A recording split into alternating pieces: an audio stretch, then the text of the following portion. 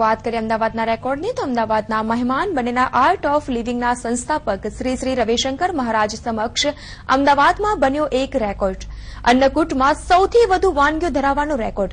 એવી પણ ચર્ચા છે કે આ રેકોર્ડમાં ગિનીઝ બુક ઓફ વર્લ્ડ રેકોર્ડમાં પણ સ્થાન મળી શકે છે. અમદાવાદમાં સર્જાયો એક એવો રેકોર્ડ જેને જોઈને સ્વાદ રસિયા અમદાવાદીઓનો ઉત્સાહ બેવડો થઈ જશે. અને આ રેકોર્ડ એટલે 5600 વાનગીઓનો અન્નકૂટનો રેકોર્ડ. જી હા, 100-200 નહીં, પરંતુ 5600 વાનગીઓનો અન્નકૂટ રચાયો અમદાવાદ પધારેલા શ્રી શ્રી રવિશંકર મહારાજની સમક્ષ. આ માટે સમગ્ર ગુજરાતમાં 700 રસોડા કાર્યરત હતા અને આ વાનગીઓ કોઈ પ્રોફેશનલ રસોઈયા દ્વારા નહીં, પણ ગૃહિણીઓ દ્વારા તૈયાર કરવામાં આવી હતી.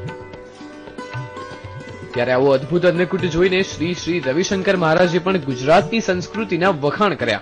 अन्न चैतन्य का स्फुरण करता है, इसलिए अन्न को ब्रह्म की उपाधि दी गई है.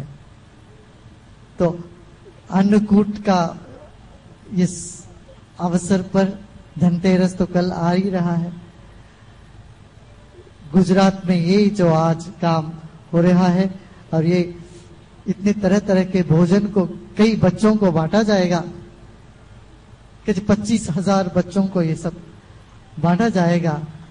તો વળી આ પ્રસંગે ખાસ પધારેલા મુખ્યપ્રધાન નરેન્દ્ર મોદીએ પણ શ્રી શ્રીને અમદાવાદમાં આવકાર આપ્યો અને મીઠાઈ ખવડાવી તેમનું સ્વાગત કર્યું, તેમજ વિશાળ અન્નકૂટની નોંધ પણ લીધી.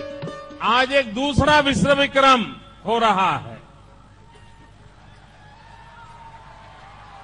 Guinness book of world record के मित्र इसको जरूर ध्यान में लेंगे.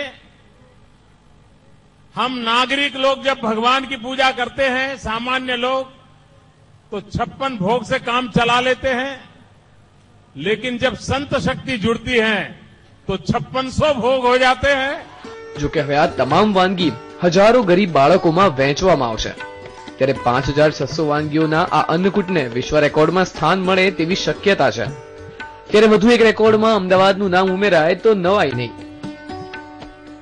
અર્પણ કાયદાવાલા, TV9 અમદાવાદ.